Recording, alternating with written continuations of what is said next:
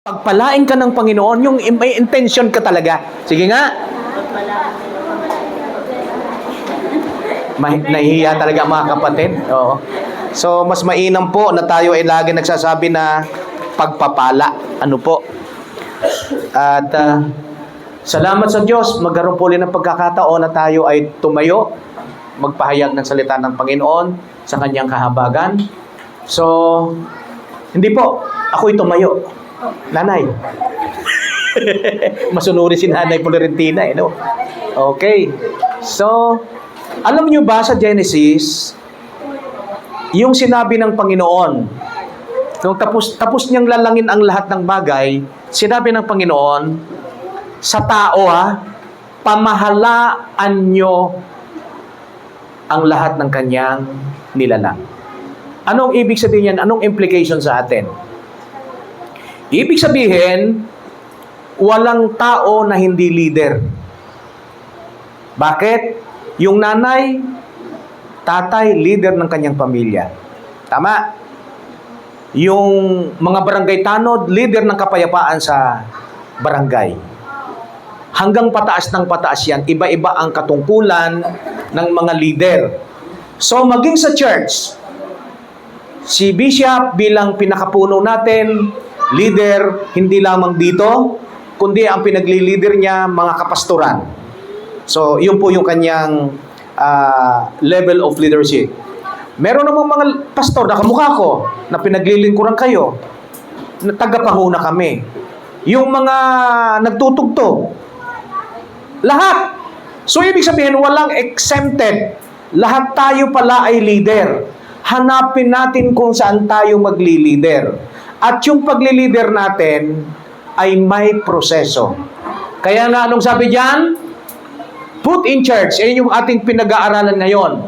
God's process before God's promotion. Okay? Lalaliman natin ng konti. Alam niyo yung pinapanood ko yung the whole picture ng preaching ng ating bishop, talagang ipinakita niya na. So, meron na lang po talagang matatouch doon. Meron lang ako matatouch na makakadagdag doon sa sinabi niya. Mga kapatid, intindihin natin mabuti ito. Ilalagay tayo ng Diyos kung saan talaga tayo nilalagay. Pero, may pinoproseso tayo ng Panginoon bago tayo iangat. Okay? In everything you do it not your glory, but for the glory of our Lord Jesus Christ. So, yan yan. So, tingnan natin.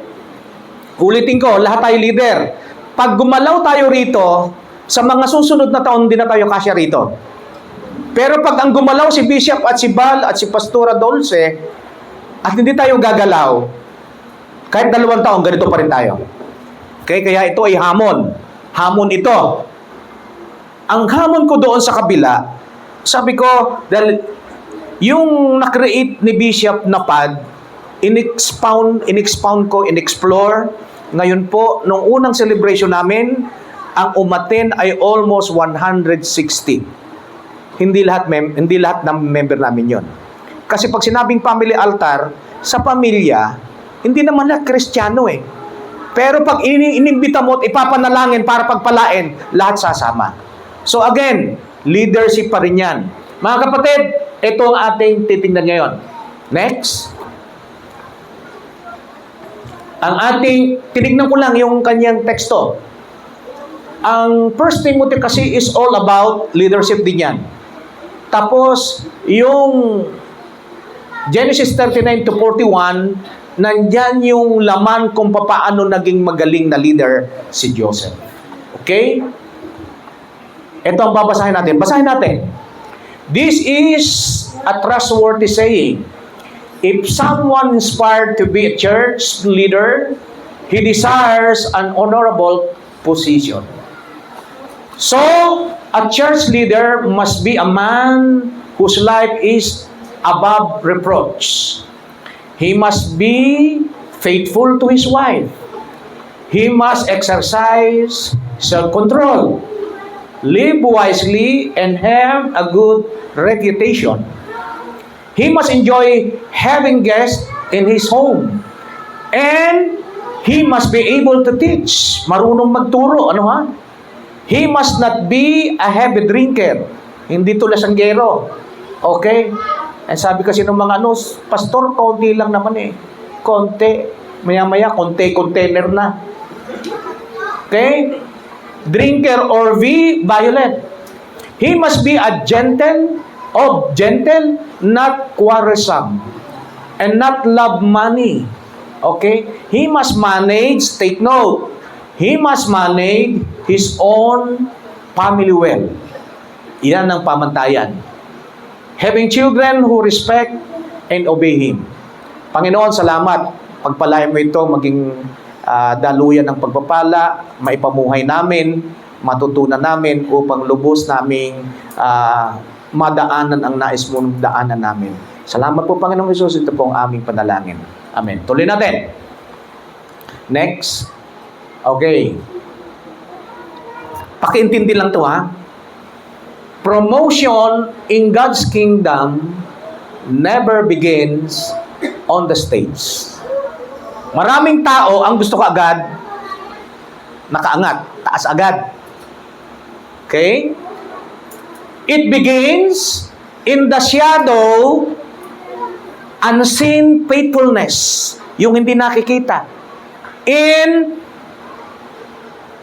quiet obedience. Tahimik lang siyang sumusunod, gumagawa. Walang reklamo. Ang karamihan ngayon, reclaim ng reclaim. Reklamo. Ano? So, napakaganda niyan. Next.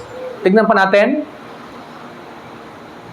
Many people want palace, but few are willing to endure the prison. Many desire authority, but God first look for accountability. In 1 Timothy 3, 1-4, Paul outline God's standard for leadership. Ano yon? Ginawa na ni Joseph. Next. In the life of Joseph, we see these standards live out long before the title arrived. Joseph was repeatedly put in charge, not because he demanded it. Hindi niya hiningi. But because his character demanded trust. Mga kapatid, kumusta pa tayo? Meron bang dating sa atin to?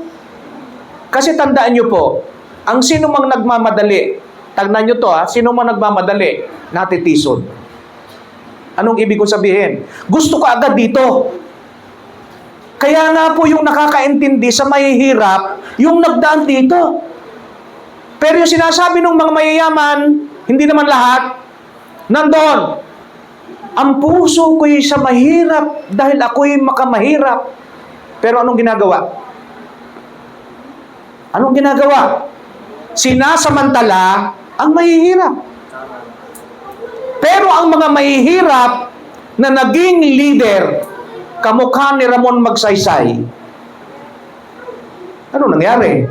Di ba maganda? Si Apo Lakay, di ba maganda rin? Kaya mga kapatid, huwag tayong mag-apura. Tignan natin yung ating timeline. Ang sabi nga dyan, refocus. Look at your timeline in your life. Simula nung pagkabata ka, nag-aaral ka, elementary, high school, college, nag-asawa ka, nagtrabaho ka, lahat yan may kaugnayan sa gustong mangyari ng Diyos. Lahat. Even negative or positive. God intended na maranasan natin ito for us to learn. Next. 1 Timothy. Okay? 3:1. Teka muna anak, isa-isa lang. Huwag mo akong apurin anak. This is trustworthy saying. If someone aspires to be a church leader, he desires an honorable position. Tama? Kapag yun ang hinangad mo, maglingkod ka sa iglesia, maganda yan. Pero hindi ka agad doon. Si bishop, hindi naman agad naging bishop yan eh. Alam mo, sa totoo lang, naging worship leader yan. Naging instrumentalist. Ano pa? Bishop, ano pa pinagdaanan mo? Ha? Yung pastor. Bago naging pastor. Okay? So, kaya, ano ang sabi diyan kung hihimayin natin yan? Next. If a man desires the position of a bishop, he desires a good work. Tama, maganda, maganda. So, ano ang point number 1 na dapat nating makita? Next. Leadership is a good work, not a exalting dream. Hindi ito yung pangarap lang natin na kailangan nasa taas ako. Okay? So, napakaliwanag niyan. Kung pagiging leader, ulitin ko, tayong mga leader, lahat tayo eh. Okay, maganda yung iniisip natin. Pero hindi pansarili nating kagustuhan na tayo'y maangat doon sa mga pinapangarap natin. Dapat ang Diyos talaga ang mag-intay natin yung proseso. Okay? Sige, bigay ko na lang sa iyo para hindi ka na mahirapan. Bigay ko na lang yan. Kunin mo na lang doon. Okay, next. Anong sabi diyan? Leadership is a work before it is honored. Leadership is a work before it is honored. Hanggang wala kang ginagawa, kasunod na lang yung ikaw ay purihin, ikaw ay makilala dahil sa iyong ginawa. Hindi yung ngawa na ngawa. Hindi gumagawa. Ngawa na ngawa. Napakahalaga niyan. Next. Paul does not say leadership is a good position, but a good work. Yun yung sinasabi ni Paul. Ang leadership ay hindi magandang posisyon. Sa totoo lang. Sakripisyo yun eh. Kaya nga, ano sabi ni John Maxwell? It's lonely up there. Why? Kasi pag nasa taas ka na, yung mga nasa baba mo, hindi ka pwedeng magsalita ng kahinaan mo. Tama? Kaya, sino ang dapat kasama mo dyan? Yung kapantay mo. Kaya nasabi niyang, it's lonely up there. Kaya ito ang sinasabi ni Paul. Ang leadership is a good position, but a good work. Mabuting gawa. Habang gumagawa ka ng mabuti, ang Diyos ang magtataas sa iyo. Tandaan niyo yung mga anak, mahaba pa proseso ninyo. Pero I tell you, nung binabasa ko yung istorya ni Edward Kimball, kilala niyo ba yon? Hindi ko rin kilala yon. Si Edward Kimball po ay isang school teacher. Tawag dito? Hindi school teacher. Church leader teacher. At alam nyo ba na yung isang batang teenager na kanyang gustong turuan, ang pangalan, kung kilala nyo, ay si D.L. Moody. Okay? Pero siya, hindi siya pastor, hindi siya magaling na preacher, pero nagkaroon siya ng concern sa isang bata na nagtatrabaho sa tindahan ng mga sapatos. Yun ang trabaho ni D.L. Moody. Alam niyo ba, dahil sa kanyang pagtuturo, naging great evangelist during 19th century. Biruin mo simpleng church school teacher. Tama ba yun? Isang nagtuturo lang. Ano ba ang tawag natin, Bishop, sa mga nagtuturo? Sunday school teacher. Kaya hindi mo kinakailangan maging pastor. At alam nyo ba, hanggang kay Bailey Graham, nakarating yan. Pinangaralan naman na D.L. Moody si Bailey Burnham. Tapos, may Mordecai pa. Si Mordecai Ham.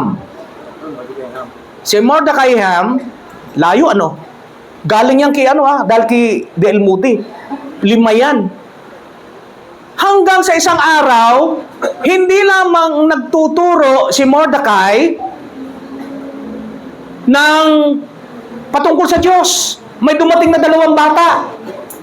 At ang isa ron, si Billy Graham. Si Billy Graham, pauwi na sana yung 2 bata. Pero dahil sa isang usher, dahil puno na talagang big time. Kaya wag niyong maliitin ang mga tungkulin natin sa church. Na kapag may dumating dyan, samahan nyo sa upuan, kwentuhan nyo. Pero habang nag-aaral dito, huwag nyo munang kwentuhan pagkatapos na. Hindi yung nag-aaral dito. Wala nang natutunan.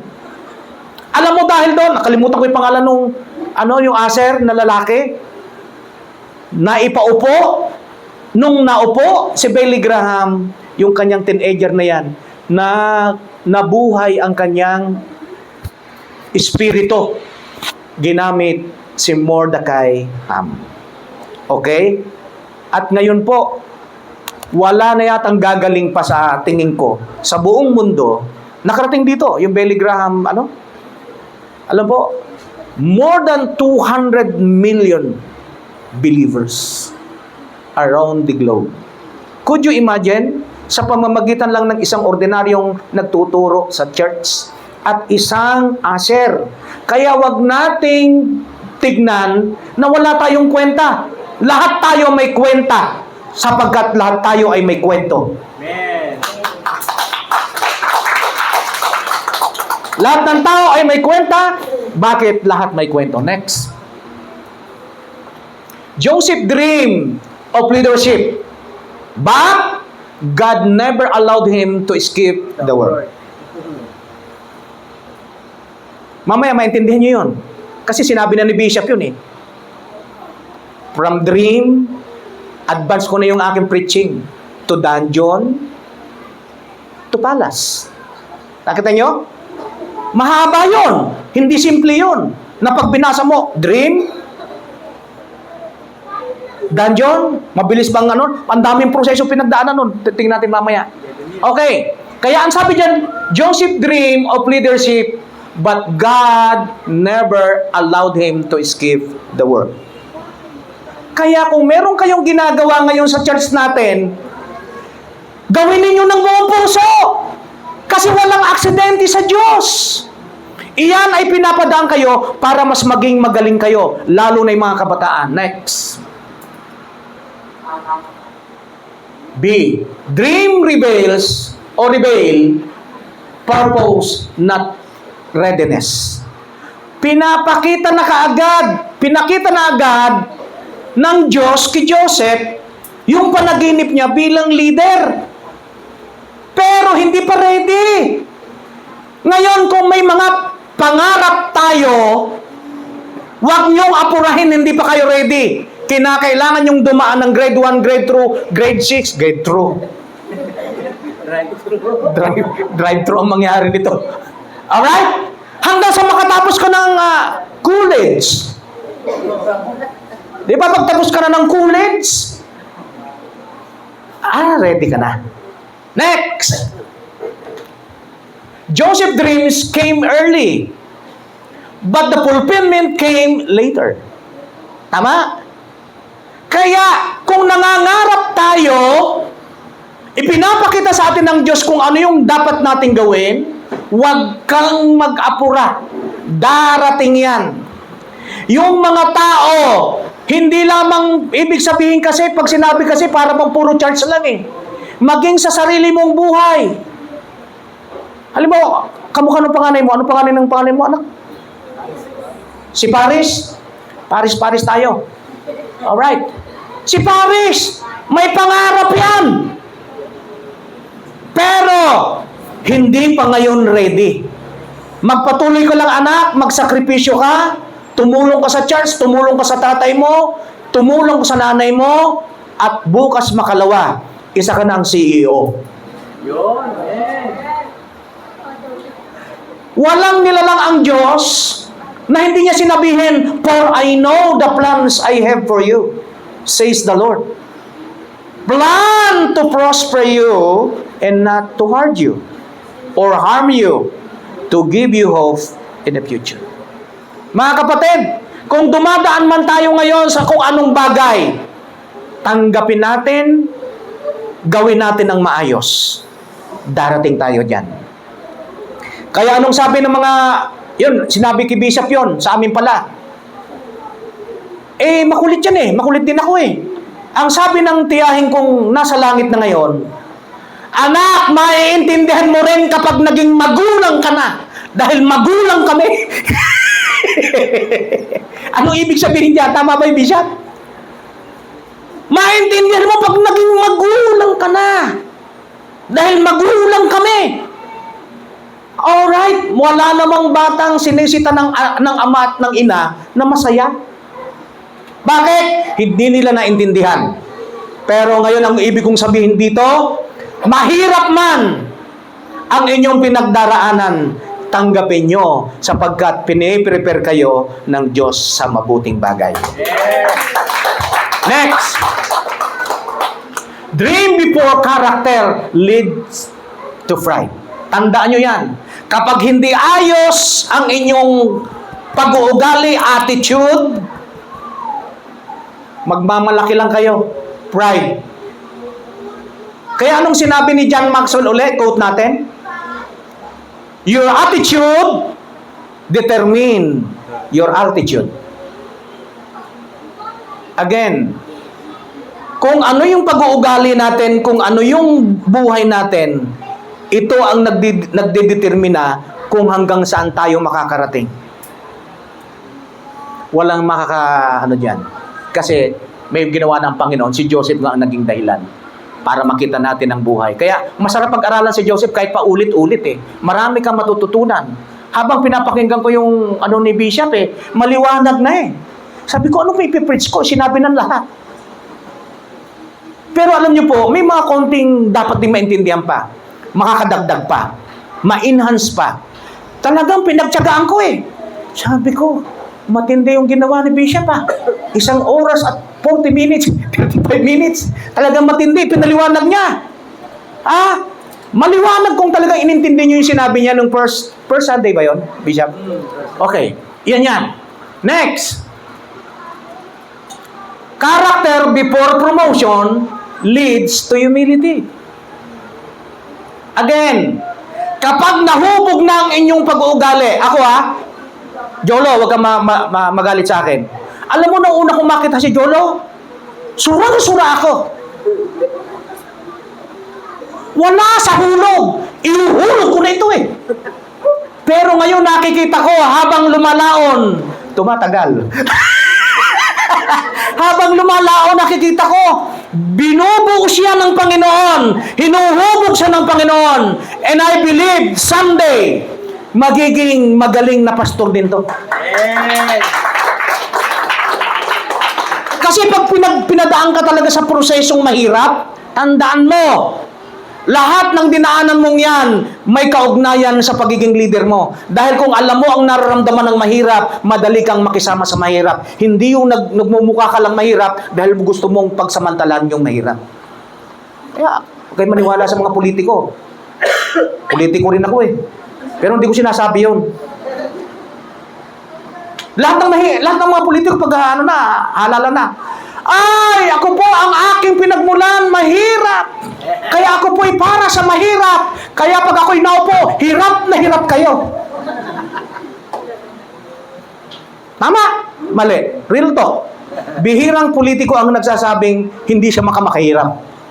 Dahil ang majority ng bumuboto, mahirap. Next. God reveals the destination early but develops the man slowly. Tandaan nyo, hindi sinabing mabilis. Slowly. Kaya yung araw-araw na buhay natin, dapat may natutunan tayo dahil dinidevelop tayo ng Diyos. And every aspect of your life, tinuturuan tayo ng Diyos na maging magaling na leader. Kaya nga yung mga nanay, wala namang eskwelahan ng pagiging nanay. Pero sabi nga ng mga Bisaya, yung hinay-hinay, basta kanunay. Dahan-dahan bigla. Hindi ba? Habang unti-unti kang nagiging nanay, unti-unti mong natutunan hanggang sa naging lola ka na, ikaw na nagbibigay ng leksyon sa iyong anak sapagkat marami ka ng karanasan. Ang sabi ng matatanda, pabalik na kami! Papunta pa lang kayo. Totoo yun. Ano nagturo? Ayun no? Develops the man slowly. Utay-utay, sabi nga ng mga Batanggenyo. Next. 1 Timothy 3:2. Anong sinasabi yan? Next. So a church leader must be a man whose life is above reproach. He must be faithful to his wife. He must exercise self-control, live wisely, and have a good reputation. He must enjoy having guests in his home, and he must be able to teach. Ano ang itinuturo dyan? Himayin natin. A bishop then must be blameless. Pwede ba yun? Blameless? Ano bang ibig sabihin dyan ng may akda? Blameless does not mean perfect. It means no accusation can stand. Marami, katulad ngayon, puro sira-siraan di ba? Pero kung hindi totoo, hindi mo ginawa, hindi mapapatunayan. Ang tanong, ang sagot, kayo ang nakakaalam ng inyong sarili. Ako ang nakakaalam ng aking sarili. Kaya yun dapat. Ang ibig sabihin ng blameless, okay? Blameless does not mean perfect. Hindi tayo perfecto. Kahit si perfecto, hindi perfecto. It means no accusation can stand. Maliwanag? Amen?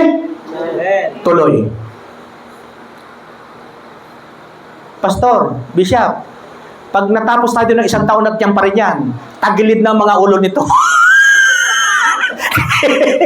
Nakaganon pa. Next.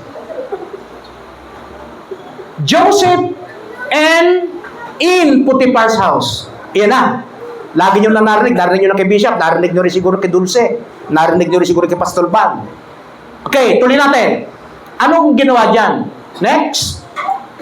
The Lord was with Joseph in his master, so that the Lord made all he did prosper. Makikita sa atin yan kung talagang nasa Diyos tayo. Bakit? Kakaiba ang resulta ng mga ginagawa natin. Kakaiba. Pero yung nagsasalita lang na ganito, hindi nakikita sa gawa. Yun ang sinabi ni Pablo. Faith without work is dead. Naniniwala ka lang pero wala kang ginagawa. Mali ang ginagawa mo. So iyan, nakikita kay Joseph na nasa kanya ang Diyos. Kaya pinagpapala. Kaya mga kapatid, ano man ang gawin natin, maging tapat po tayo. Sa bandang huli, magiging katulad tayo ni Joseph. May papaliwanag ko rin mamaya. Next. Joseph was what? Faithful as a servant. Tanong, ang sagot, faithful ba tayo? Huwag nyo na akong sagutin. Bahala na kayo sa sarili ninyo. Next. Excellent in responsibility. Huwag nyo na uli akong sagutin. Bahala na uli kayo sumagot dyan. Responsible ba kayo sa mga inyong ginagawa? Lalong-lalo na sa church. Pangatlo, consistent in conduct. Baka, ano yung tawag doon? Ano ba yung manana habit? Hindi, yung Para bang yung apoy? Ha? Yun! Ayun, nasakto! Nakuha ka agad. Talagang mayroong connection tayo, Bishop. Sa una, ang galing-galing! Pero nung lumalaw na, nawawala na. Ningas kugon. Isa yan sa quality na dapat ma-imbibe natin kay Joseph. Consistent in conduct. Kung ano yung ginagawa natin noon, gawin natin ngayon at gawin natin sa hinaharap. Tama. Ngayon, hindi na kayo makatama dahil tinamaan na tayo. Amen ba dyan? Amen? Yan, talagang kalahati na lang yung nag-amen. Kasi, ewan ko, bahala kayo. Tuloy! As a result, what? Potiphar left all that he had in Joseph's hand. Ipinagkatiwala na lahat kay Joseph. Dahil nakita niya yung kumikilos ang Diyos eh. Sana makita rin ni Bishop na pinagtiwalaan na kayo ng Panginoon. At ipagkatiwala na rin sa inyo yung ibang gawain sapagkat kami bumabata. Kami ngayon ay 26. Ano? Hindi pala. Baliktad, 63, ano? Oo. Mga kapatid, hindi kami pabata. Minsan hawak-hawak niya yung balakang niya eh. Ano po? Sino gagamitin dito? Kayo. Kami, pagka matanda na, pupunta na lang ako rito at magkakape. Titignan ko si Bishop, may tungkod na rin. Gurangis na.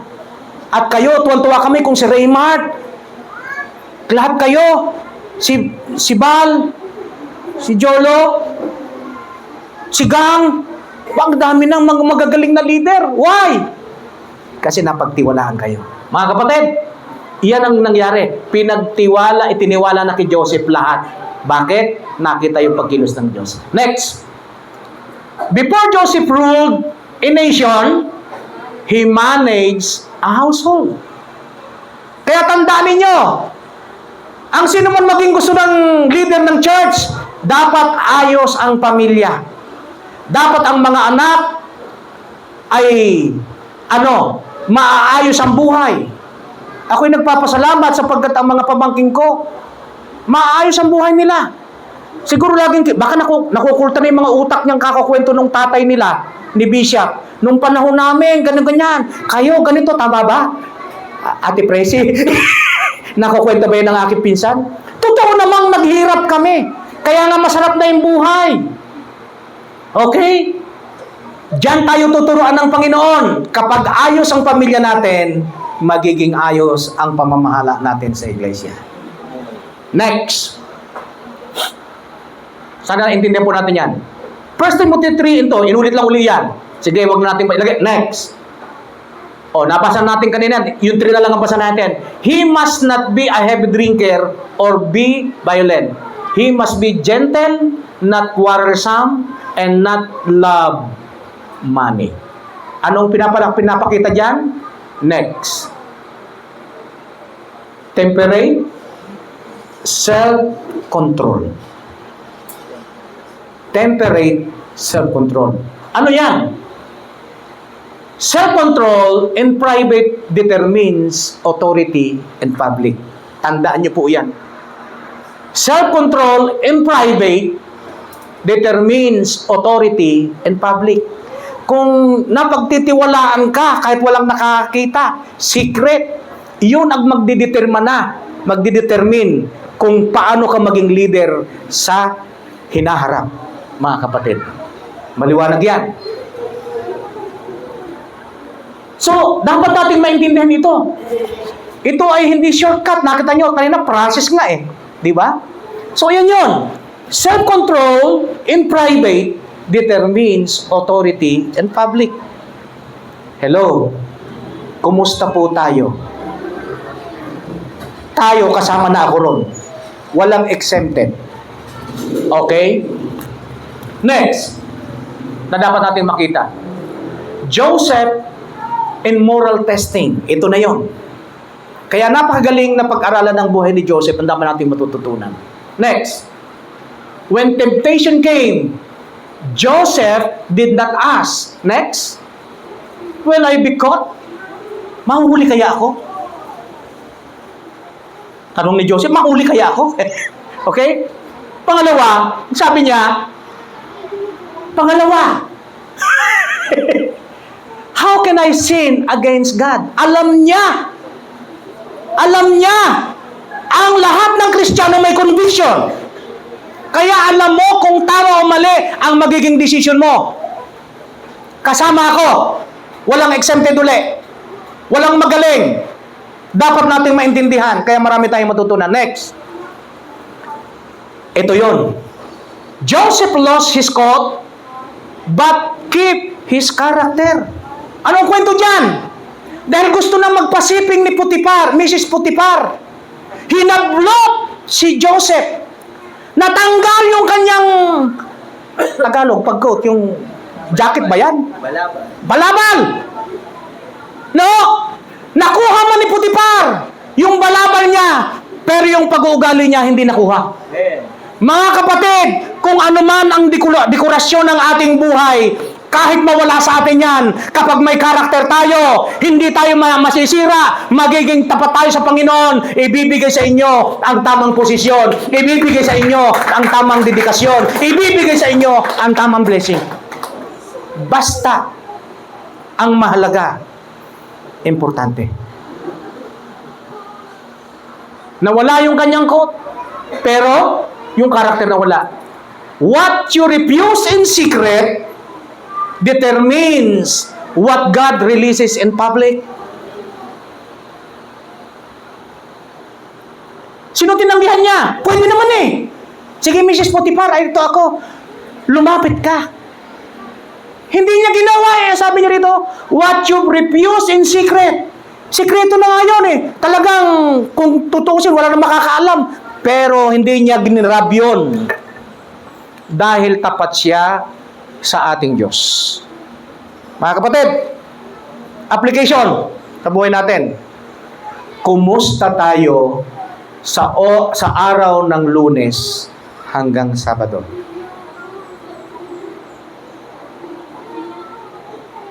Ayaw niyo akong tignan. Kumusta tayo sa araw ng Lunes hanggang Sabado? Dahil tiyak, pagkalinggo, banal na naman tayo. Pero again, nakikita man kayo ni Pastor Bal, ni Bishop, o hindi man kayo nakikita ng mga leader niyo, kayo ang nakakaalam. Kaya napakahalaga niyan. What you refuse in secret determines what God releases in public. Next. Prison was not God's rejection. It was God's protection. Bakit kaya sinabi ito ng Panginoon? Bakit kaya ganito ang intensyon? Alam nyo ba, kung hindi siya nabilanggo, ay, nawala. Kung hindi siya nabilanggo, baka pinatay siya ni Potiphar. May kapangyarihan. Anong ginawa? Dahil may plano ang Diyos. Kaya hindi mo po pwedeng laktawan ang plano ng Diyos sa buhay mo. Dadaanan mo ito kahit mahirap. Dadaan ka talaga dyan. May protection pa rin ng Panginoon. Bakit? Napunta sa bilangguan. Reripin mo pala yung asawa ko. Halik nga rito. Pugutan kita ng ulo. Pwede. Application sa buhay natin. Saan tayo nakakulong ngayon? Protection nyo yan. Kung ikaw ay nakakulong sa anumang bagay sa buhay mo ngayon, huwag kang mag-alala, may protection ng Diyos. Kulong ka sa kahirapan, makakaraos ka dyan. Kulong ka sa relasyon, mas maganda yan kung relasyon mo maganda. Kung relasyon mo sa Diyos at sa iyong asawa, habang buhay ka nang nakakulong talaga yan. Tama lang yan. Bakit? May protection ka. Okay? Mga kapatid, ito yung dapat nating maintindihan. Kaya si Joseph, hindi rejection nung nabilanggo siya, protection yon. Bakit? May plano si Lord. At doon sa bilangguan, ma-encounter niya yung cupbearer at yung, ano ba isa? Panidero ba yun? Baker. Panidero nga. Tinagalog ko lang. Alright. Tuloy natin mga kapatid. Dahil ma-encounter niya yung panadero, may gagawin ang Diyos sa buhay niya. Next. Ayan, 3-4. Next. He must manage his own. Bakit kaya inuulit-ulit na dapat iyon? He must manage his own family well, having children who respect and obey him. Tandaan ninyo, kaya nga sabi na, huwag niyong pagalitan ng gusto ang inyong mga anak. Para ano? Para hindi sila panghinaan ng loob. Pero may respeto. Ano ang makikita natin dyan? Ang makikita natin dyan, one who manage his own household well. Dapat magaling kang mamahala. At bakit? Pang-apat na punto. Faithful management precedes greater assignment. Yun ang kasunod niyan. Faithful management precedes greater management. Mga kapatid, kung anuman ang nangyayari sa buhay ninyo ngayon, kung tama iyan, tandaan ninyo, mas malaking biyaya, pagpapala, okay? Assignment ninyo kay Lord. Gets? Joseph in prison, the keeper of the prison committed to Joseph's hand all the prisoners. Tignan niyo po, kung pinatay sa labas si Joseph, matupad kaya yung mga pangarap ng Diyos para sa bayan? Baka hindi. Kaya kung ano man yung nangyayari sa inyo ngayon, huwag nating questionin si Lord. Perfect si Lord eh. May mas mabuting mangyayari sa buhay natin. Tingnan niyo dyan. Doon sa loob, pinagkatiwala kanina sa bahay ni Putipar. Ngayon sa loob ng bilangguan, na naman. Pinamahala na naman siya. So kahit saan ka man napupunta, pag talaga alam ng Diyos ang karakter mo, ipopromote ka. Next. Huwag kayong mag-alala. Ipopromote kayo sa tamang panahon. Next. Notice the divine pattern. Okay, isa-isahin natin. House of Jacob, yung pinag-aaralan natin, na pinahanap sa anak ko to Alam mo, yung asawa ko, bago pa kami nagkwentuhan ni Bishop, pinahanap niya doon sa anak kong pangalawa, anak, hanapin mo yung 3 beses na ginamit na salita, paulit-ulit. Bibigyan kita ng 1,000. Sinaganong anak ko, Mami, ito yon, Mami, ito yon. Nanalo siya ng 1,000 sa mami niya. Bakit? Nakita niya yung put in charge. House of Jacob, Joseph, put in charge. Next. House of Potiphar, put in charge. Next. Prison, put in charge. Kita nyo? Ano nangyari dyan? Next. Ang nangyari dyan, Joseph never changed his attitude. Only his location. Kung ano na talaga yung ating pag-uugali, gagamitin ng Diyos kahit saan ka pa makarating. Kaya ang sabi dyan, Joseph never changed his attitude. Hindi niya pinalitan. Only his location. Sa bahay ng kanyang ama, sa bahay ni Potiphar, sa bilangguan. Tanong, nasaan lugar kayo ngayon? Kung saan man lugar kayo ang ginagamit, kung ginagamit ka sa eskwelahan, gawin mong maayos. Kung ginagamit sa iyong kapitbahay, gawin mong maayos. Kung ginagamit ka at nagtitinda ka, nakakapagbigay ka ng mga salita ng Diyos, gawin mong maayos. Kahit nasaan tayo, nagbabago lang ang location natin, pero hindi dapat nagbabago yung ating pag-uugali kung anong pagkakilala natin sa ating Diyos. Amen? Kapag nakilala kang Christian, nung ako po ay nasa Cybels, natandaan nyo ba yung Cybels department store? Wala na. Ako na lang nakakatanda dahil ako na lang doon ako pinasok po nung tiyahin ko, nanay ni Pastor Eden. Ang Cybels ay kilalang kilala yan sa sapatos. Nagsimula yan sa eskolta at nagkaroon ng maraming branches. Hindi nga lang nakapagpatuloy. At nung ako'y nasa Makati, alam nyo po ba, doon ako unang ginamit ng Diyos, buong department store, na-sharean ko ng Word of God. More or less, mga 300 to 400 na tao.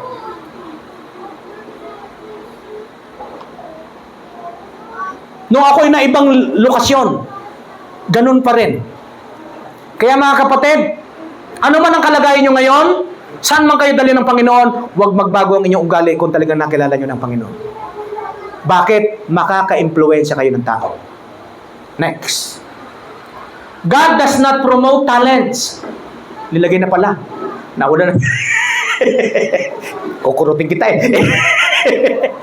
God does not promote talents or talent. He promote trust. Magaling ka nga, magnanakaw ka naman. Eh yung mapagtitiwalaan ka kahit di ka masyadong magaling, mahusay ka lang. Ayan. He promote trust. Mga kapatid, diyan tayo pinopromote ng Diyos. Dapat mapagkakatiwalaan tayo. Hindi katiwaldas ha? Katiwala. Pagkakatiwalaan. Okay, next. Last. Ayan. Yun yung supporting text. Simula sa Timothy to Genesis nga, supporting text.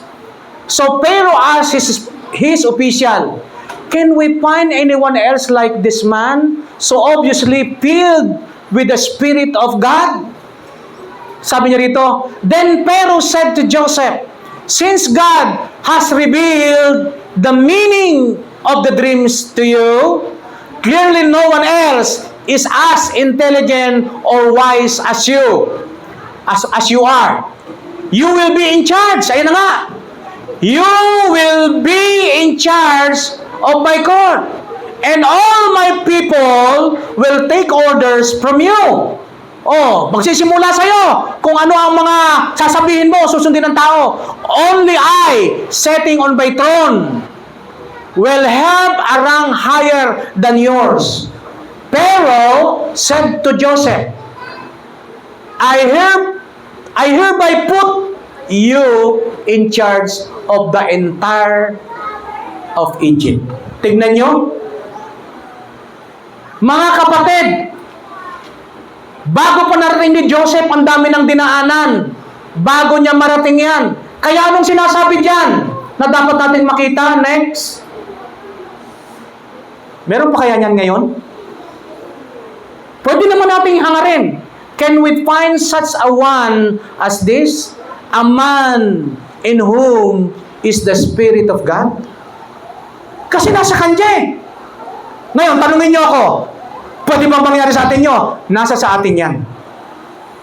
Na yung Espiritu ng Panginoon, nasa atin din.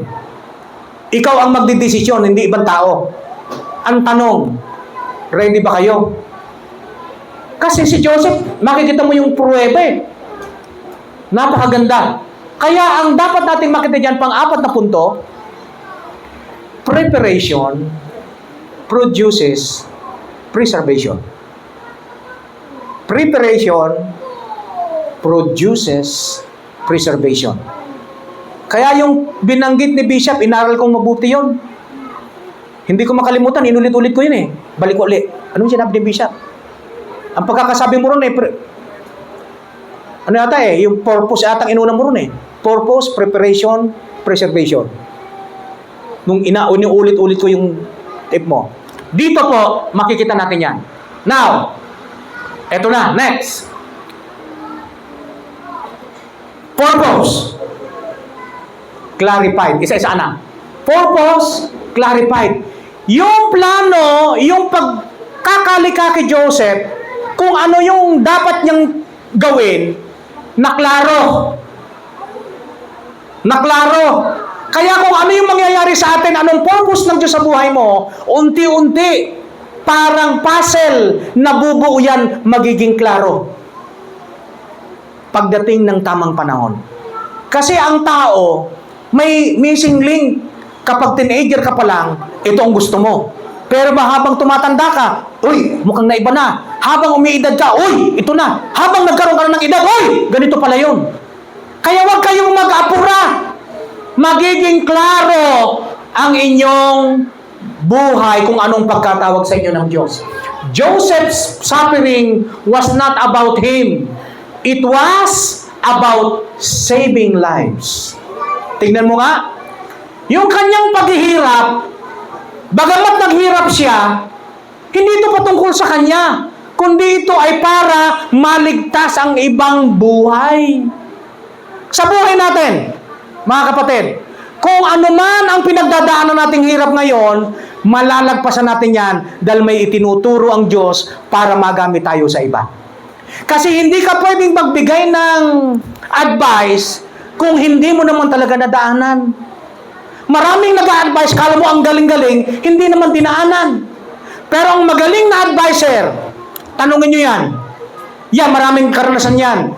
Sasabihin sa'yo kung ano yung dinaanan namin. At eksakto yon dahil dinaanan namin. Pero yung nagsasabing, ganito, ganyan. Pero hindi naman dinaanan, peke. Kaya yan. Kung ano man yung dinadaanan natin ngayon, hindi patungkol sa atin to. Patungkol sa ibang tao para magamit tayo ng Diyos. Yes, amen. Amen? Amen? Amen. Ayun, good. Next! Tatlo yan. Bishop. Preparation completed. Nakumpleto na yung preparation kay Joseph. Early season, train him. Nung unang mga yugto ng kanyang buhay, tinetrain siya. Kung ano man ang yugto ng buhay natin ngayon, tinetrain tayo ng Diyos. Kaya dapat nating maintindihan ito. Next. Pete taught humility. Next, house taught administration. Kita nyo? Prison taught patience. Palace required wisdom. Mga kapatid, yan ang preparasyon ng Diyos sa atin.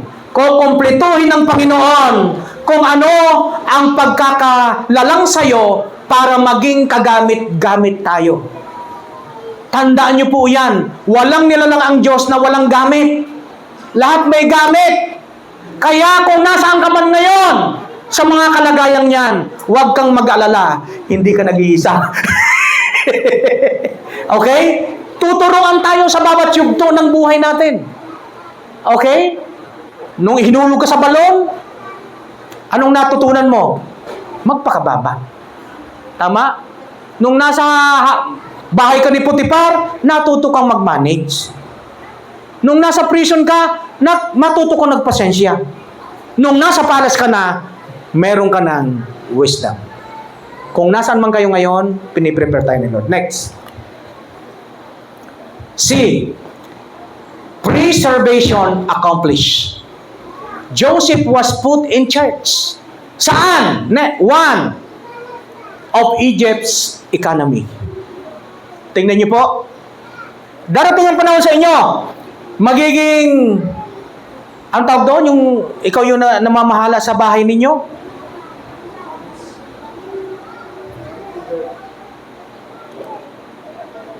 Magiging breadwinner ka. Kapag napagtiwalaan ka. Ano pangalan mo, anak? Yula. Yayaman ka, bibigyan mo ng pera ang tatay mo, ang mami mo, at kami. Di ba? Gagamitin ka. Gagamitin tayo. Next. Of food distribution.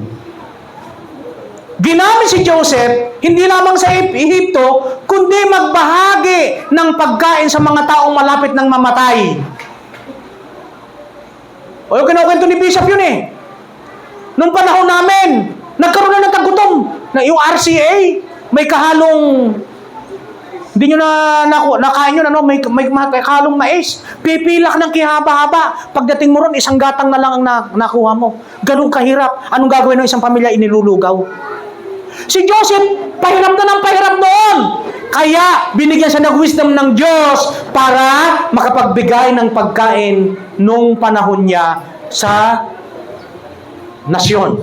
Pangatlo, national survival. Mga kapatid, who knows someday, kayo ang gamitin ng Diyos para tayo ay makasurvive sa talagang mundo, lalo na ngayon sa ating bansa. Laganap ang korupsyon. Baka isa sa inyo maging presidente sana. Baka si June maging congressman to. No? Bigyan mo ako ng flood control ha. Biro lang po. Iyan po yun. Lahat may purpose. Purpose, clarified. Preparation completed, preservation accomplished. Yan yung malaking punto ni Bishop. Next. Genesis 45, 5 and 7. Ano sinabi dyan ni Joseph? But don't be upset and don't be angry with yourselves for selling me to this place. Binenta siya eh. It was God who sent me here ahead of you to preserve your life. Yun ang sinabi. Sino ang pinagsasabihin niya rito? Yung mga kapatid niya eh. Natatakot kasi nga, binenta, hinulog sa balon, etc. etc. Kahit mapangit ang nangyari sa kanya, may magandang intensyon ng Diyos. Pinauna siya sa Ehipto para maligtas tayo. Kaya 7, God has sent me ahead of you to keep you and your families alive and to preserve many survivors. Mga kapatid, baka kayo ang gamitin ng Diyos na mauna. Hindi sa langit ha. Hindi mauna sa langit. Mauna sa mga posisyon na dapat na posisyon. Kami ay alalahanin nyo naman na kami ay nagpaalala. Baka isang araw naman, isa sa kabataan natin dito maging successful. Para pala, pagpalain ng church, para pagpalain ng bishop, pagpalain si Pastor Joe. Pagpalain tayong lahat. Malay mo. Diba anak, ikaw yung sinasabi ko, CEO. Pabira, bagyan kang yumaman, ikaw ay maging CEO ng, halimbawa, Meralco. Ang tindi, ano? Ikaw ang maging CEO ng Jollibee. Tabunan mo kami dito ng Jollibee. Ini-exaggerate ko lang mga kapatid, ano man ang pagdadalan sa inyo ng Diyos. Papaunahin kayo. Plano pa rin ang Lord. Amen? Para tayo ay pagpalain, palapakan natin ng Diyos. Next. Anong makikita dyan? God's promotion is never for elevation. Elevation alone, but for preservation. Hindi ka pinopromote ng Diyos para malagay ka lang dyan. Ano? Pero, gagamitin ka ng Diyos para ma-preserve ang mga buhay ng mga taong aasa sa iyo. Kaya, God's promotion is never for elevation alone, but for preservation. Next. God sent me before you to preserve life. Mga kapatid, yun ang, kung nauna naman tayo ngayon, gagamitin kayo ng Diyos. Kamukha ni Joseph ang nangyari. Na-preserve ang pamilya niya, na-preserve ang maraming buhay, na-preserve ang mga Ehipsyo, lahat tayo ay nakikinabang hanggang ngayon sapagkat meron tayong tinitignan. Next. Joseph leadership. Ito. Next. Save Israelites. Save Egyptians. Save nation. Sana makarating tayo rito. Gamitin kayo para sa ating mga kababayang Pilipino at hindi lamang dito sa Pilipino. Marami tayong mga kababayan nasa abroad ginagamit. Magagaling. Sa Dubai, nung panahon ni Bishop, ang alam kong magaling na nagamit sa ibang bansa, si Gaite. Gaite, kilala mo si Gaite? Si Architect Gaite. At talagang magagaling silang designer. Si Palafox, magagaling. Pinapadala ng Diyos sa iba-ibang lugar. Yun ang lang malungkot. Matagal nang sinasabi ni Palafox yung mga dapat baguhin dito sa atin. Ayaw pakinggan. So mga kapatid, gagamitin tayo ng Panginoon. Kamukha ng leadership ni Joseph. Kung kayo man yan, dumating ng panahon, maalala niyo si Pastor Joe. Kung ako'y matandang-matanda na, 99 years old, ako na may dalawin niyo. Na kayo ay mga magagaling na at mga matataas ng posisyon. Amen? Maalala niyo yung sinabi ng Panginoon sa buhay ni Joseph. Next. True biblical leadership is not domination. Hindi dino-dominate. It is stewardship. Paul instructs in 1 Timothy 3 was not theoretical. Joseph embodied it centuries earlier. Kaya mga kapatid, yung sinasabi ni Paul, ito yung buhay ni Joseph. Next. Put in charge for the sake of others. Ilalagay tayo ng Diyos para sa kapakanan ng iba. Next. Ito na yon. Application. Malapit na pala tayo. Praise the Lord. Next. God prepares leader long before He positioned them. Ngayon pa lang, piniprepare na kayo ng Diyos. Pagdating ng panahon, ilalagay tayo ng Panginoon. Pangalawa, faithfulness and small things, yung maliit na bagay, invites greater responsibility. Pag napagkatiwalaan kayo sa maliit na bagay, anong sinabi ng bagong tipan? Pinagkatiwalaan ka sa maliit na bagay, pagkakatiwalaan ka sa malaking bagay. Kaya ang sabi dyan, faithfulness in small things invites greater responsibility. Third, character is the currency of leadership. Ang halaga ng ating pagiging leader, pag currency, di ba, Bishop, ito yung mga currency ng mga pera. So, ganun dapat ang makita sa atin. Mayroon tayong halaga, may halaga yung ating liderato kung makikita ang tamang pagsunod sa Diyos. Pang-apat, delays are not denials. DD. Delays are not denials. They are development. Huwag kayong mag-apura. Kung naantala man yung mga iniintay ninyo, hindi ito denial, kundi they are development. Dine-develop tayo ng Panginoon. Panlima, God puts you in charge so others may live. Kaya maraming nanunungkulan. Hindi lang para sa kanila. Meron namang mga matitinong leader. Alam nyo, sa Carmona, Cavite po, tama ba yung pinsan? Carmona, Cavite? Carmona, Cavite? Cavite ba yung Carmona? O Laguna? Cavite. Alam nyo po, doon magaling ang isang mayor. Kausap ko po yung dati niyang leader, kanyang pinaka-OIC. Doon sa kanila, nakaprepare na yung facility nung may mga Down syndrome, yung mga autistic, yung mga special. Alam nyo, binigyan niya na ng pansin.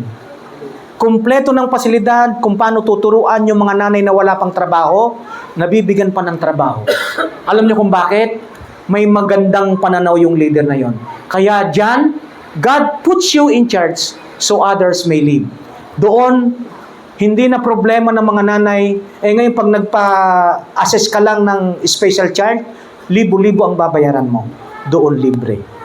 Sana ganito po ang mga leader. Sana maging ganito rin tayo kung ilalagay na tayo ng Panginoon. Magkaroon tayo ng puso para yung iba mabuhay, makinabang. Next. Conclusion. Natapos din si Pastor ang haba. Mahaba ba? Hindi naman. Medyo mahaba lang ng konti. Okay. Joseph life declares this truth when God puts you in charge. It is because He has already been in charge of you. Bago pa nilagay si Joseph, ang Diyos na talaga ang nag-prepare. Mga kapatid, ganon din sa atin. Bago pa tayo ilalagay ng Diyos, ipini-prepare na tayo ng Panginoon. Siya ang may in charge sa atin. At kapag nilagay na tayo dyan, dapat gawin natin ang tama. Kaya nga, yung mga nanunungkulan, mali lang ang pananaw. Romans 13, ang akala nila pag nanunungkulan ka sa gobyerno, ikaw nang hari. Iniligay ka dyan ng Diyos. Kasi sinabi ng Diyos, walang pamamahalang hindi nanggaling sa Diyos. Ang tanong, yung mga nakaupo ba ron, nire-recognize ang Diyos? Hindi. Kaya pagpipili kayo, hindi ko kayo tinuturuan. Pero pinapaalalahanan ko kayo. Pagpipili kayo ng leader, hindi lang yung may pera. Dapat yung may talino, may puso, at lalo tigit may takot sa Diyos. Pero sa bagay, lahat naman nagsabi, ako po ay makatao, makabayan, makakalikasan, lahat na sinabi. Maka-Diyos, inuli pa yung Diyos, hindi na inuna. Doon pa lang, mali na eh. Dapat inuna mo, ako po ay maka-Diyos, inuli yung Diyos eh. Mga kapatid, maging matalino tayo. Again, ito yung dapat nating makita kay Joseph. Joseph life declares this truth when God puts you in charge. It is because He has already been in charge of you. Next. Malapit na. Ayun yung sinasabi ko kanina. From dream to pit to prison to palace, God was always in control. Anumang senaryo ng buhay natin, anuman ang pinagdadaanan natin, kontrolado ng Diyos yan. Huwag kang magreklamo. Kasi piniprepare ka ni Lord. Isa pa, ganun din. Next. From dream to dungeon to dominion. Alalahanan nyo yung puro D. D. Dream, dungeon, ano pa? Dominion. Mga kapatid, God never lost control. Kahit pangit pa ang nangyayari. And, if you are faithful today, God is shaping you for tomorrow. Ganda, no? If you are faithful today, God is shaping you for tomorrow. And next, stay faithful, stay humble. God knows when to say, put Him in charge. Bahala ang Panginoon na maglagay sa atin sa tamang panganahon. Magandang umaga, pagpalain tayo ng ating Panginoon. God bless you.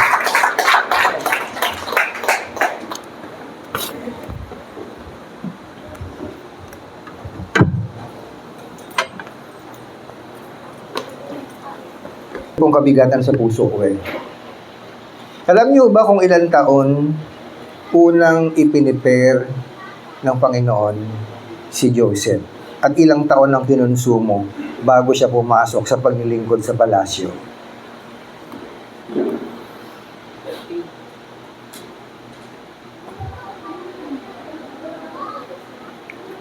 So, kung titingnan po ninyo, parang maikli, no?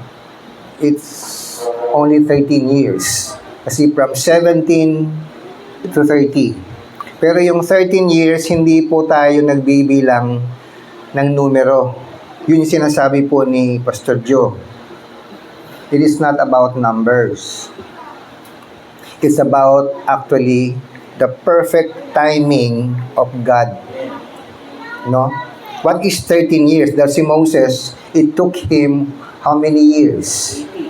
40, 40, 40. That is 120. All of those are training. Pero iba po yung pagkatawag ni Moses, iba yung pagkatawag kay Joseph. But both were called by God and put in charge by God. Ngayon, nasabi ko po kayo na meron pong kabigatan ng puso ko. I am 63, si Joe ay 63, Pastor Bali is 40 plus. Nasaan ang mga kabataan ngayon? Where is the 17 years Joseph appearance? Anong inyong vision sa church? Because this church will die soon if there is no youth who will intervene. I know you are preparing yourself for a future. And that's why you are indulging most of your time in school. And that made my heart broke. Ginagamit natin ang eskwelahan, preparasyon sa ating kinabukasan. Nakalimutan nating our preservation is meant to preserve lives, not just ours. Walang church na magpapatuloy kung walang youth. Hihintayin pa ba natin yung mga bata dyan na uubod-ubod ng ingay? Gaano sila magiging maingay, lalo kayo ngayon, dahil galing na kayo sa pagiging bata. At this time rather, nakikita nyo na dapat ang sarili nyo dahil galing na kayo sa pagkabata. Ano kayo ngayon? What do you contribute? Not for the purpose of being renowned. Yung para makilala. Merong kanya-kanyang calling ang church. It so happened that God called TLC FCCI not purposes of being renowned. No? Tinawag tayo ng Panginoon for a very specific purpose. At ang title po natin is The Living Christ Family Community Church. And then yung huli, international. Nasako po ng pangalan ng church natin yung pinagdadaanan ni Joseph. I don't know whether nakikita po natin yon. And that's why yung huling magsasalita will be dealing eschatologically na. So yun po ang challenge ni Pastor Bal. Dahil preservation for what? Eschatological, things to come. What will happen in this church 5 years from now? Because 2026 ngayon. 5 years is 2031. Crucial na po yung 26. Ngayon is crucial. Very crucial na po. Not only nationally or economically, globally, but more so spiritually. Meron ho ba kayong latest news ngayon kung gaano kainit ang youth today sa Christian activities? O napako na lang kasi schooling? Or other matters? And that's why, hindi ako magtataka kung bakit kailangan pa ni Jacob na makipag-wrestle with God, not only for purposes of overpowering, but God showed Jacob something beyond. No, dahil mamamatay si Jacob eh. At bago siya namatay, sumama pa ang loob niya dahil mamamatay siyang hindi niya nakita ang kanyang anak. At lahat yun ay preparasyon para kay Jacob, para lalo niyang makita na meron kang bagay na hindi nakikita pero nakita ko na. At yun ang gusto kong makita ng mga kabataan. May mga nakita kami, pero may nakita na ang Diyos na hindi po namin nakikita at sa inyo ipapakita. Dahil yung dream hindi pinakita kay Joseph. It was first shown to Pharaoh. Only God uses Joseph to interpret the dream. Youth of today, you are interpreters of nation's dream. You should have the knowledge possessed by Joseph. Because God definitely will put you in charge. Meron na kaming itinerary. Hindi na po kami magtatagal. My back is aching, my heart is aching, and my pocket is aching as well. Everything is aching. Yes. Inuhulugan na tayo ng mangga. And that's why I challenge the youth. What do you see in the future? 5 years from now. Tell us. Tell us. Youth. Kayo, si Lydia, si Yula, si Lelen, si Christine, si Angelica, si yung tatlo doon, si Lindsay. Nakalimutan ko na yung pangalan ng dalawa. Si Rian, at saka yung katabi ni Rian. We need you. We need you. Pag uupo kayo, tignan nyo lahat ng ulo ng katabi ninyo. May puti na ba? Kapag may puti, ingatan nyo na yan. Kasi paalis na yan eh.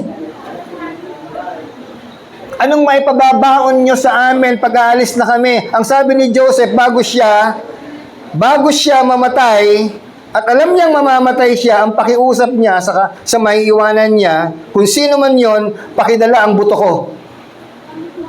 Pakidala. Kung saan kayo pupunta, pakidala ang buto ko. Why? Hindi doon itinalaga si Joseph.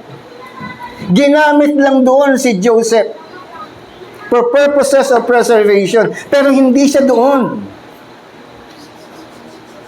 And there's a light carried his bones when they left Egypt. Ito nga ang pangit eh. Ang ganda ng panaginip, pangit ang panaginip, maganda ang interpretasyon, pangit ang naging proseso ng pagsasakatuparan ng panaginip. Alam niyo, ang pinakapangit na parte ng Egypt, inalipin ang nag-interpreta ng panaginip. For 430 years, samantalang 7 taon silang iningatan. Look at the disparity. 430 years of slavery, against 700 of preserving the lives of the Israelites. If that happened during that time, the same is happening today. Many are starving, especially in the Word of God. Gutom na gutom. And here you are studying the Word of God. What will you do now? Feed them. Yun ang sabi kay Pedro, di ba? Pedro, do you love me more than this? Yes, Lord! Okay, feed, feed, feed.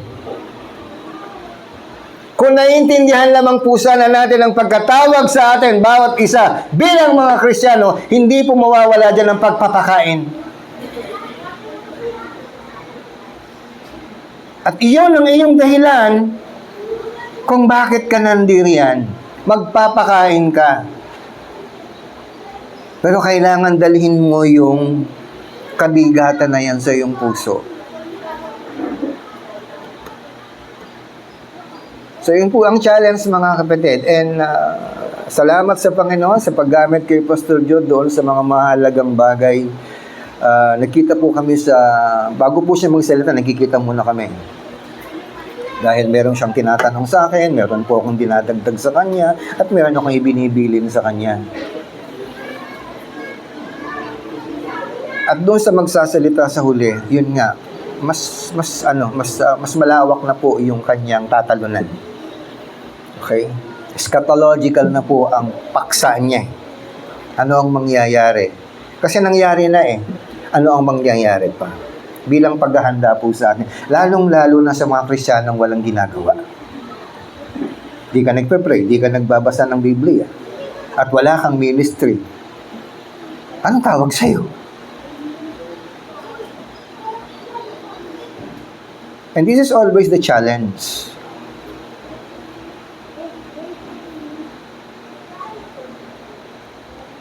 Kung wala kang ginagawa bilang isang Kristiyano, I think you have a very, very big problem.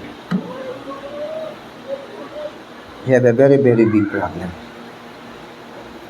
Hindi kita nakikita, pero mas nakikita ka ng Panginoon. But it can be felt by the whole church kung meron kang ginagawa. It can be felt. Relax ka lang eh.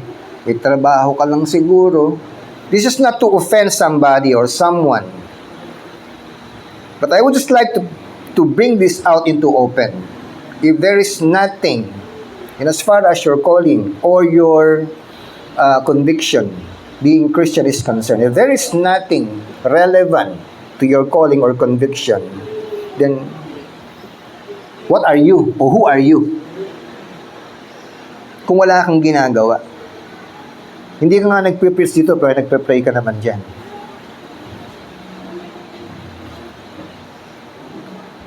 Lahat po tayo may gagawin dahil walang leader na tinawag ang Panginoon na walang ginawa.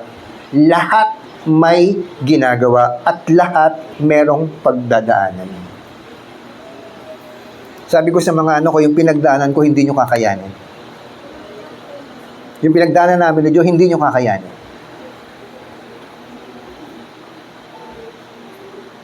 At ewan ko lang sa mga kabataan ngayon, yung pinagdaanan namin, hindi nyo kakayanin. Lalo sa inyo, masyado kayong manipis. Madali kayong sumama ang loob. Kami, wala kaming karapatang sumama ng loob. Nung bata kami. Our discipline before is definitely different from your discipline today. Masyadong lax ang discipline ngayon ng mga magulang. Kasi nga ayaw naming magaya kayo sa pinagdaanan namin, which is a trap. Malaking pagkakamali yun, na ayaw namin kayong mahirapan. You have to, you need to, you must to. Kailangan yung mahirapan. Kaya ang unang ginawa ng Panginoon kay Joseph, ilayo muna siya sa tatay niya. Ilalayo kita para mahirapan ka emotionally. Malayo ka na sa tatay mo, galit pa sa iyo yung mga kapatid mo, sinong aasahan mo? Walang leader na tinawag ng Panginoon na hindi nasaktan ang kanyang damdamin. No one. No one. Aalisin ka, hindi lang sa comfort zone mo, kundi sa dependence mo. Baka doon ka na lang umaasa. Kaya early in life, sinubukan na namin ni Pastor John na magtrabaho. Kahit hindi kami inuutusan magtrabaho, nagtrabaho kami. Nakakasama ko yan. Lalo sa chicharonan. Yun ang pinakamasakit na trabahong pinasok namin ni Joe sa chicharonan. Dahil kapag kalaga, pag fry, langit kami dahil yung chicharon, kapag frying, kumain ka hanggang gusto mo. Napakalaking kawan yan eh. Huwag ka lang mag-uwi. Kumain ka hanggang gusto mo. Pero pag fry, yun ang aming kalbaryo. Kasi laga yun eh. Tutusok-tusukin mo, ilalagay mo sa anin. Napakainit ng kapatid. Just isang screen. So, kikita ka ng ilang screen ang nagagawa namin. 6 to 8 screen. Yung 4x8 screen, pupunuin nyo ng mga, yung pag inilagay mo sa mantika, lumalaki. Na chicharon, yung bilog. Screen yung nabubuhat yan. Ilang taon kami nagtatrabaho ni John noon. Nagsimula kami grade 6. Mas nauna sa akin si John. Bubuhatin namin yung screen. Dadali namin sa bilaran. Gis isa nun. Mga kapatid. Wala sa mga anak ko nakapagtrabaho ng ganun. Sa kanila, very, lucrative na yung kanilang trabaho. Ba't kami ni Joe, hindi? Naranasan namin magpulot ng bakal. Naranasan namin magtinda ng ice buko. Naranasan namin magpulot ng reject ng miswa. Alala mo yun, Pinsan? Tapos yung tiyahin ko, yung buto ng baboy na didikdikin niya yun, ihahalo doon sa reject ng miswa. Ulam na yun. Pag wala kami yung ulam ni Joe, asin. Lalagyan lang namin ng tubig. Ewan ko ba bakit gano'n ang pagbuhay namin? Ang di ko lang talaga pinasok na trabaho ni Joe ay maging bar, tawag doon? Bouncer! Hindi ko talaga kaya yun. At saka yung pagiging politiko. Hindi ko pinasok yun. Pero alam niyo ba yung mga pinagdaanan namin? Iyon ang naging naghulma sa amin kung ano kami ngayon. Sa lahat ng magpipinsan, 2 lang kaming naging pastor. Bundol pang pareho. Kaya yung mga bundol ngayon, kung titignan ko, siguro kung gagamitin ni Lord ang lahat ng bundol, ay mas marami ang bundol kaysa matino eh. Agree ba kayo? O bundol din kayo, mag-agree kayo eh. Ngayon, yung bundol nagpapagamit, pero itatakda ng Diyos ang panahon ng kanyang paggamit.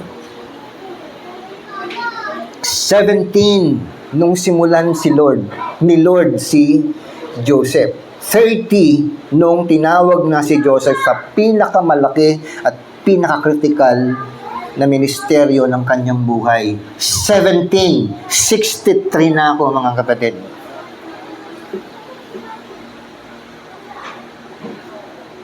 I just don't know kung ilang edad si Joseph nung namatay. Kaya nga, mga youth, yung mga bata doon, dapat kayo nagtuturo dyan eh. Huwag nyo na ibigay ang kay Ina. Kayo ang dapat magturo dyan. Kasi galing kayo dyan eh. Mas maiintindihan nyo mga bata ngayon dahil ano na kayo? Anong generation nyo na? Z? O Gen Z na kayo? Gen Z na kayo? Ayan, mga alpha beta na yan eh. Mas makaka-relate kayo. So, busy yourself with God's agenda. Joseph is busy with God's agenda.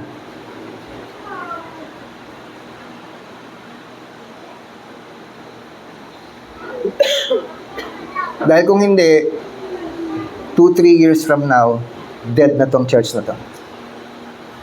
Matatanda na po ang mga tumatayong pastor dito. Palaus na po ako. At yung mga sumusunod sa akin, malalaos na rin. Anong gagawin nyo ngayon mga kabataan? Stand up for Jesus. It may take slowly, but definitely God is very sure when God will put you in charge. Tayo pong lahat dito, tayo pong magpasalamat sa Panginoon. Amang Diyos, maraming salamat po sa ginamit mong tagapahayag sa araw na ito. Kilala mo ang puso ng amin pong tagapagsalita. Ikaw, O Diyos, ang nakakaalam ng kanyang kahinaan, lalo't higit ng kanyang kalakasan. Ang dalangin po namin, Panginoon, patuloy mo pong dagdagan ng kanyang karunungan. Lalong-lalo na sa pamamahala, Panginoon, higit sa lahat sa pagbabahagi ng iyong mga mahalagang salita. Dalangin ko po ang kanyang sambahayan. Ikaw ang patuloy na gumabay, ikaw ang patuloy na manguna, ikaw ang patuloy na magbuklod, Panginoon. At patuloy na kumatagpo sa lahat ng kanilang mga pangangailangan. At sa amin na mga nakapakinig ng mga mahalagang salitang ito, O Diyos, na ipahayag, kumilos po kayo, Panginoon, sa aming mga puso. At kami naman ay nagbubukas at nakahanda, Panginoon, na tumugon sa pagkatawag mo po sa amin. Kung kinakailangan, Panginoon, na magpakita ka ng panaginip o anumang bagay na meron pong kinalaman sa paraan ng pagkatawag mo po sa amin at pagtatalaga sa amin bilang mga tagapanguna, ipahayag mo nga po ito sa amin, Panginoon. At bigyan mo kami, Panginoon, ng karunungan na tutugon, karunungan na nagagawa, at karunungan, Panginoon, na magpapatuloy sa inyong ipinagkatiwala sa amin, Panginoon. Totoo, O Diyos, sabi niyo sa iyong mga salita, to him much is given, much is required, and to him less is given, less is required. Father God, we continue to acknowledge that apart from you, we cannot do anything. And yet, Lord, we thank you enough because you have been merciful to us. You have been gracious to us in spite of our setbacks, in spite of our weaknesses, in spite of our shortcomings, Father God.